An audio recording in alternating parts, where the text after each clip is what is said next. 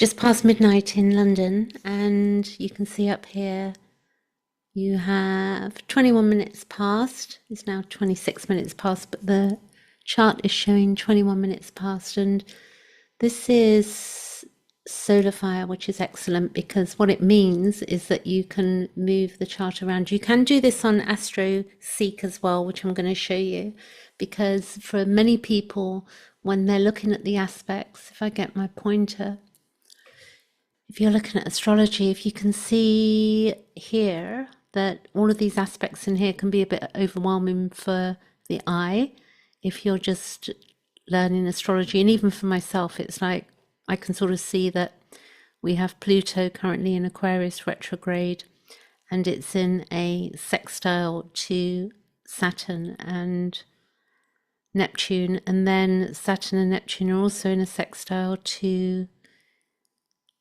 Uranus, which is in Gemini. So that would mean that you've got a lovely line that comes down here, and then they all are speaking together. This to me is quite a lovely aspect. Pluto is about transformation. Saturn is about our structure. Neptune is about our dreams. This is on the higher octave, and we can look at the higher octave and then the lower octave of things. Like in music, you know, it's a musical symphony of things talking to each other and being together. Then you have the moon is in Aries at the moment, 8 degrees. And you can see that we've got this opposition, which is moving off. Mars is in Libra. And these planets also, we got the North Node, which is 18 degrees of Pisces. And the node moves around the chart this way, clockwise.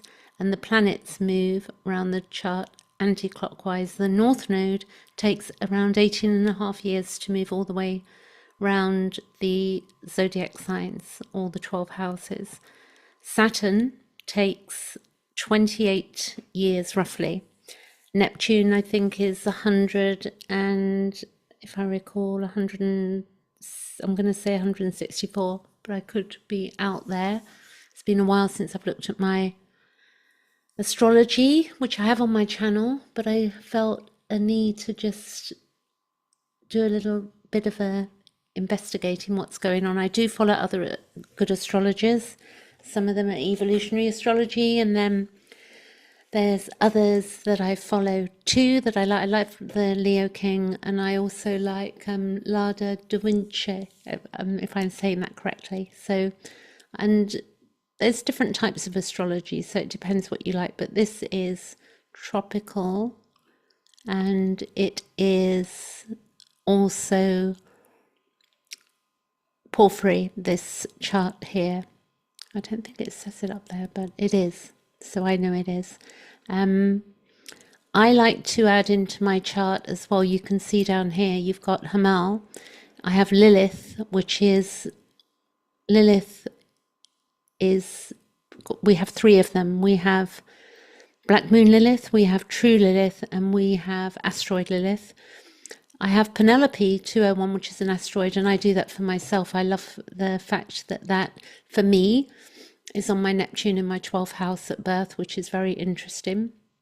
And so I include it for my own purposes. Isis and Algol, I love the mythology behind some of the fixed stars and the asteroids as well. Persephone, Hades, you know, in the underground of the story, Plutonic story. Aldebaran, which is to do with Archangel Gabriel, from what I understand, and then Nessus, and which I've been learning about recently, and Eros as well. So I've got these on this chart, and you can see if I run through the planets, we have Saturn, Neptune, the Moon, and I should know what this is, but I can't recall. This is Ceres, and then we have here, we have Eris, which I love also, the apple and the Trojan horse. We have Chiron, which is the collective wound and our own wound in our chart. It's at 27 degrees at the moment of Taurus. So in a year, within a year, this should be moving into the sign of Taurus, which is to do with our values and our resources and the land. At the moment, this is to do in Aries, it's to do with our head, and our also war and not so much war, but also our direction. It's ruled by Mars, so it's also our libido. But as Jung was saying, libido is not just sexual libido. Libido is also our wanting to achieve something, the direction we're going, what we want. Then we have Eros here. This one is Hamal, which I don't know a lot about, but I'm learning about that. This is Algol, and this is at 26 fixed. Well, it very much, I don't think it moves. So then we got Uranus, which is about 84 years around the chart. And actually, I didn't say Chiron is around 50, 51. We have our Chiron return. The moon is 28 days.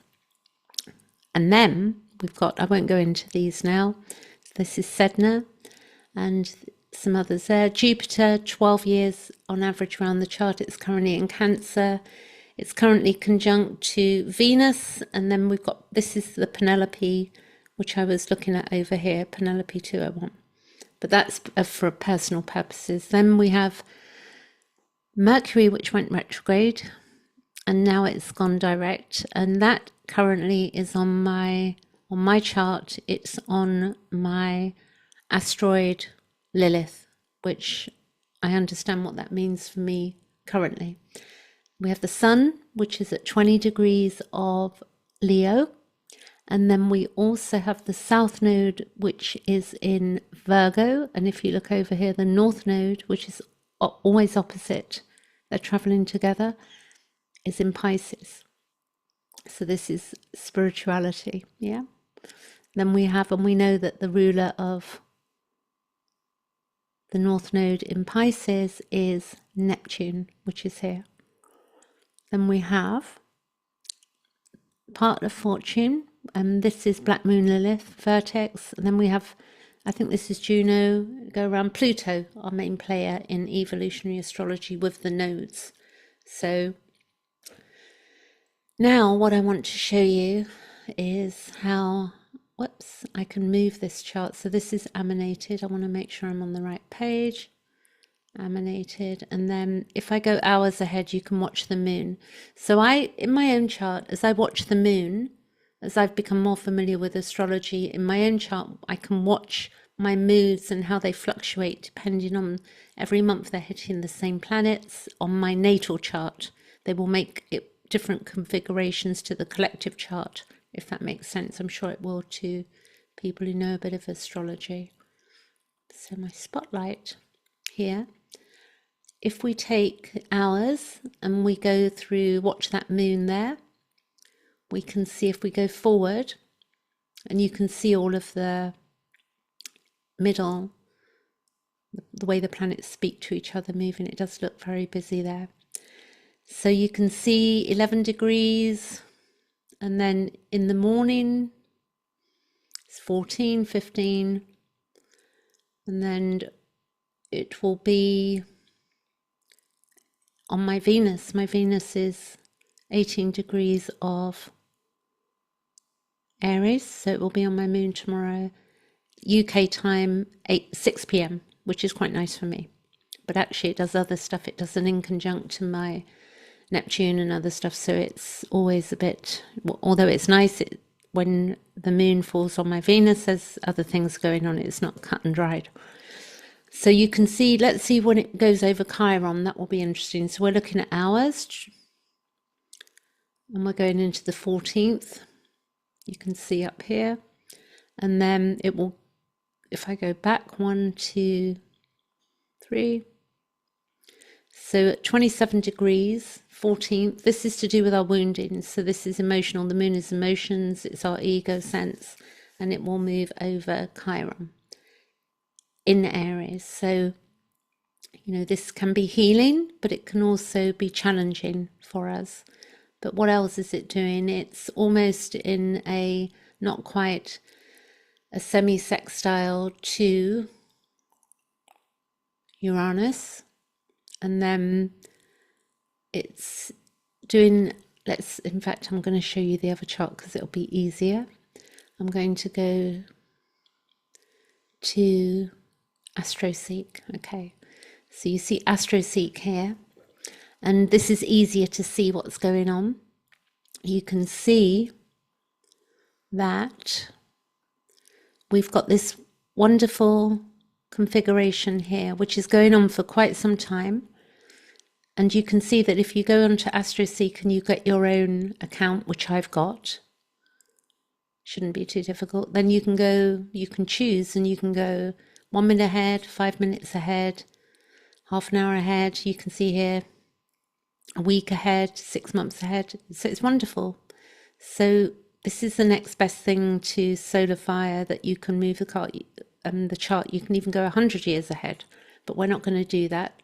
We're going to go looking at this configuration. I want you to see that it's with us for a while, because we have this retrograde Saturn, which can feel very tough for us, and then the retrograde of Neptune.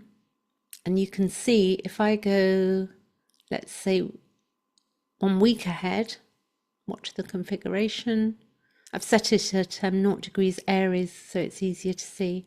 So if I go 1 week ahead, you've still got that same configuration going on, which is very flowing. It's Pluto transformation. We're building something for ourselves with this. For me, it feels difficult that, because it's my second Saturn return, it's difficult for me that Saturn is going back towards my natal Saturn, which is 27 degrees Pisces. So it's my second Saturn return. So there is a sense of sort of going backwards and forwards and feeling some frustration. And Saturn in Pisces is in water, so it's almost like it can feel a bit wobbly. And the issue that we're going to have this conjunction one in February 2026 exact, where I think it's 0.45 degrees of both of them. Don't take my word on that, but I think that's what's going on from my memory. So if I go now a month ahead, look at the configuration here. I think this is a lot of support, because this is liberation and it's big change. And we've also got our dreams, and we've got structure, so we can build something wonderful. And it depends on how these planets are hitting our own chart, what's going on. But if I go a month ahead, here I've got the 20th of August, so I'm going to go forward to the 20th of September, and you can see this configuration is still playing out, and that at that point in a month's time, which is the 20th of September, it's still here, it's going retrograde still, and it's Saturn is just back in Pisces, and also Neptune will be. So if we go a month ahead again to October, you can see that Neptune is still in Aries. And if we go forward to November, you can see that then Neptune is back in the sign of Pisces, yeah, here. But this looks, we still got this Pluto connection with Neptune, and also to Uranus, which will have also gone retrograde then.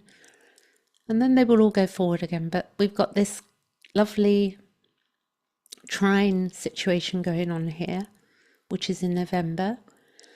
And also Jupiter will be going retrograde as well. The other thing you can do with this chart, this is more of just a general chat and a lesson, which I could have told you at the beginning. But what I'm going to show you is, you can go to see where my spotlight is here. With this Astroseek, you can then go to retrograde planets, and you can see retrograde planets for 2025, and you can go ahead as well. You can see you can go back to 2024, see when they were retrograde, 2025, 2026, and you can see that Mercury retrograde situation, it was March the 15th until April 7th, then it was July 18th to August 11th, so we just ended that. It was 24 days.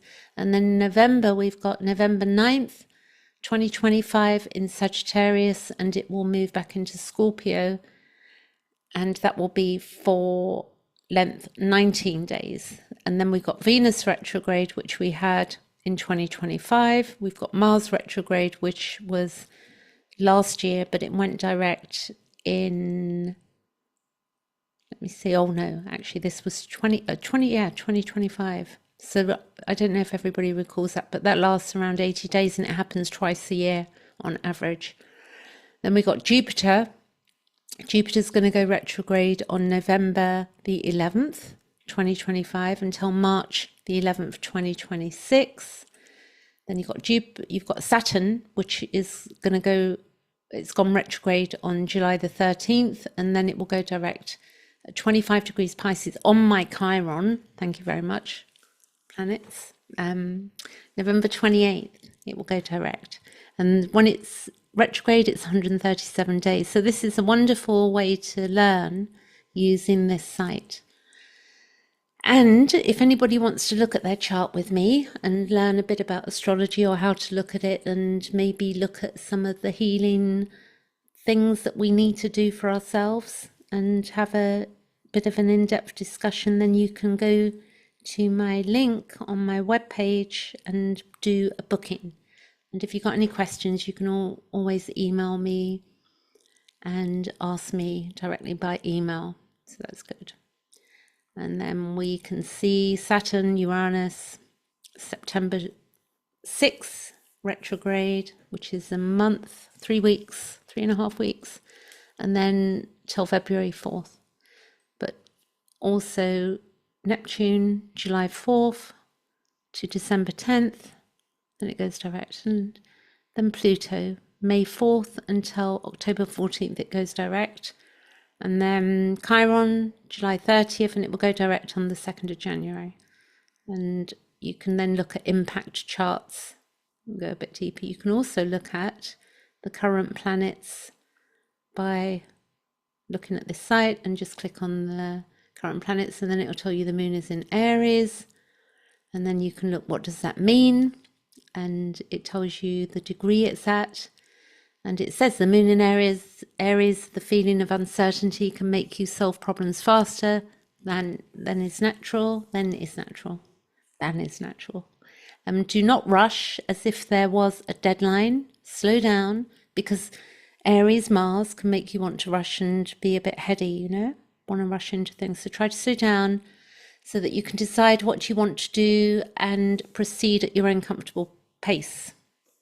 And then it tells you the organs that are to do with that, and it gives you also, I don't want to go too deep into this, but you can look if you're going to have a surgical operation, or you can look when is the best time for that as well. You see here?